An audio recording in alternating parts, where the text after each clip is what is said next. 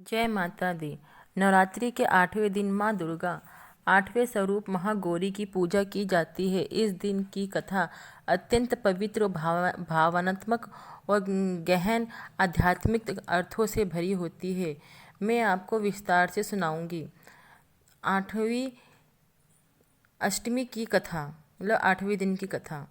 बहुत समय पहले की बात है। हिमालय की गोद में जहाँ चारों ओर बर्फ और श्वेत चादर बिछी रहती थी, वहाँ राजा हिमवान और रानी मेना का एक अत्यंत सुंदर, तेजस्वी और दिव्य कन्या के रूप में जन्म हुआ। पार्वती। बचपन से ही पार्वती के मन में एक ही इच्छा थी कि मैं भगवान शिव को पति के रूप में पाऊं। नारद मुनि का आगमन। एक दिन महल में नारद मुनि आए। उन्होंने पार्वती के हाथ हे राजकुमारी, आपका भाग्य महान है, परंतु भगवान शिव को प्राप्त करने के लिए आपको कठोर तप करना होगा। यह सुनकर पार्वती के मन में दृढ़ निश्चय जाग उठा। कठोर तपस्या का प्रारंभ शुरू हो गया। फिर पार्वती ने महल की सुख सुविधाओं को छोड़ दिया और वन में जाकर तपस्या शुरू कर दी। कई वर्षों तक उन्होंने केवल फल खाए, फिर पत्तों पर जीवित रहीं। अंत में उन्होंने भोजन और जल तक त्याग दिया। उनकी यह तपस्या इतनी कठोर थी कि देवता भी चकित रह गए। अर्पणा नाम की प्राप्ति। जब उन्होंने पत्ते पर्ण भी खाना छोड़ दिया, तब उनका नाम पड़ा अर्पणा। तपस्या के प्रभाव काले पड़ गए। कठोर तप और धूप धूल के कारण उनका शरीर काला पड़ गया। उनकी सुंदरता मानो धूल में ही छिप गई थी, लेकिन उनके मन का तेज और भक्ति की चमक पहले से भी अधिक उज्जवल थी। शिव जी की परीक्षा।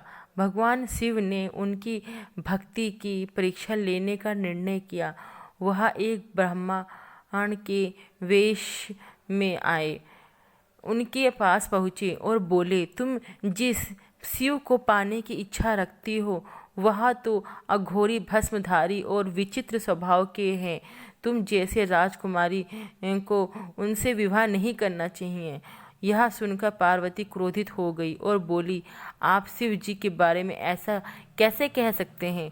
वह मेरे आराध्य हैं और मैं उन्हें पति के रूप में स्वीकार करूंगी। शिव जी का प्रकट होना। पार्वती के अटूट श्रद्धा देखकर भगवान शिव अपने वास्तविक रूप में प्रकट हुए और बोले, हे देवी, आपकी तपस्या और भक्ति से मैं अत्यंत प्रसन्न हूँ। मैं आपको अपनी अर्धांगिनी के रूप में स्वीकार करता हूँ।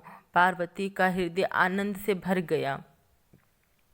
गंगा जल से शुद्धि। महागौरी की रूप में जब शिव जी ने पत्नी पार्वती को देखा तो उनका शरीर तपस्या के कारण काला हो चुका था।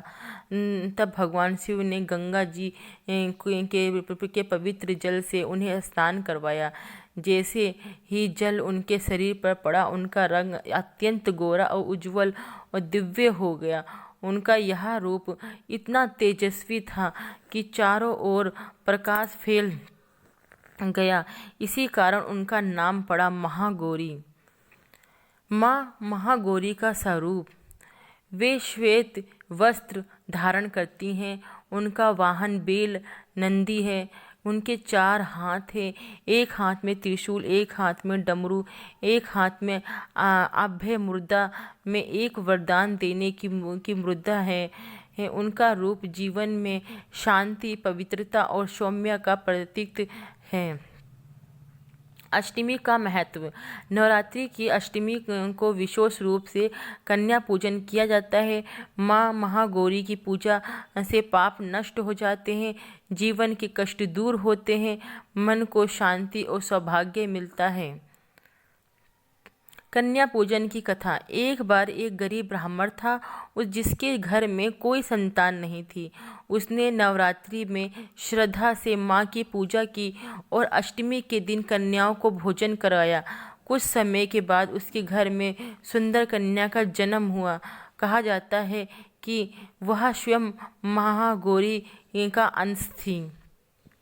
कथा का आध्यात्मिक संदेश ये है कि इस कथा से हमें कई गहरे संदेश मिलते हैं। दृढ़ संकल्प। अगर लक्ष्य सच्चा होता है तो कठिन तपस्या भी सफल होती है। अत्यंत सुंदरता बाहरी रूप नहीं बल्कि भक्ति और मन की सुंदरता महत्वपूर्ण होती है।